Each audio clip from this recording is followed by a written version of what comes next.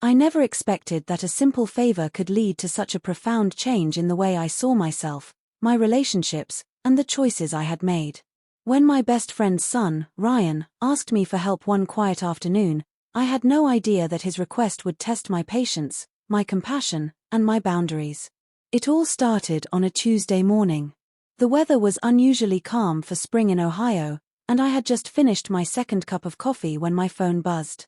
It was a message from Lisa, my best friend since college. We had been through thick and thin together: college exams, breakups, weddings, divorces, and raising kids. She was family to me. Her message said, "Hey, can Ryan drop by this afternoon? He's struggling with something and could use a calm voice of reason." "You're so good at that." I replied immediately with, "Of course. Happy to help him." I had known Ryan since he was born. He had always been a shy, polite kid, with a love for computers and a quiet demeanor that set him apart from his more outgoing peers. Now, at 19, he was trying to navigate college life while juggling part-time jobs and the pressure of living up to expectations. He arrived that afternoon around 3 p.m. He stood on my porch, a little taller than I remembered, with a sheepish look on his face and a backpack slung over one shoulder. I opened the door and smiled, stepping aside to let him in. "Hey, Ryan. Long time no see. Come in," I said. He nodded, stepping inside. "Hi, Ms. Carter. Thanks for letting me come by." "You're not calling me Ms. Carter, are you?" I teased. "I've known you since you were in diapers. It's Megan." He chuckled awkwardly. "Okay. Megan." We sat down in the living room, and I offered him a glass of lemonade. He accepted, and we chatted for a few minutes about how school was going and how his mom was doing. But I could tell he was holding something back. His fingers kept tapping the glass. Finally, he exhaled and said, "I need your help with something kind of important." I didn't want to tell Mom yet because she'll panic. My maternal instincts kicked in immediately. "What is it, Ryan? Are you in trouble?" He shook his head quickly. "No, nothing bad like that. It's just, I'm kind of lost. I've been dealing with anxiety. School's overwhelming, and I've been trying to keep up with everything, but it's like I'm failing even when I try hard." His words came out in a rush, his voice cracking slightly. I reached over and touched his arm gently. "Hey, you're not failing. You're doing your best, and it's okay to feel overwhelmed. You're human." He looked up at me, his eyes glassy. "I've been having panic attacks. I haven't told anyone. I don't want Mom to worry, but I don't know what to do. I feel like I can't breathe sometimes, like I'm drowning in my own thoughts." My heart broke hearing him say that. I leaned back and said, "You did the right thing by talking to someone. You're not alone. I've dealt with anxiety too. It doesn't make you weak. It makes you brave for asking for help."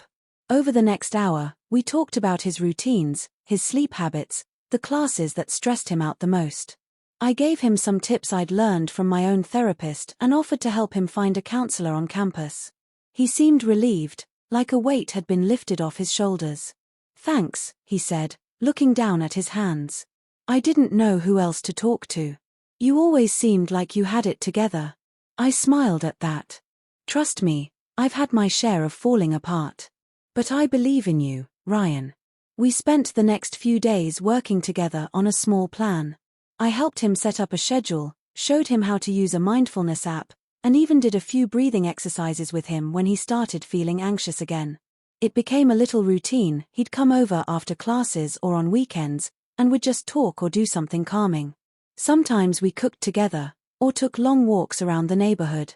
He began to open up more, sharing his thoughts on life, his fears about disappointing people, and his dreams of one day becoming a game designer. One day, about 2 weeks after he first came to me, he showed up with a box of tools. "I want to fix up that old desktop you have in your office. I know it doesn't work well, and I thought maybe I could upgrade it for you. As a thank you." I laughed, surprised. "You don't need to do that, but I won't stop you." Watching him work, completely absorbed, was a joy. He lit up when he talked about processors, RAM, and graphics cards. I realized then how passionate he was, and how much he just needed someone to believe in him. As spring rolled into summer, Ryan's visits continued. He grew more confident. One day he arrived with great news: he'd been selected for a mentorship program in his department. His eyes sparkled with excitement as he told me all about it. They said my portfolio showed a lot of potential. And the advisor said I had a unique perspective. I hugged him tightly. "See, I told you. You've got so much to offer." A few weeks later, Lisa called to thank me. "I don't know what you said or did, but Ryan's like a different person. He's happier.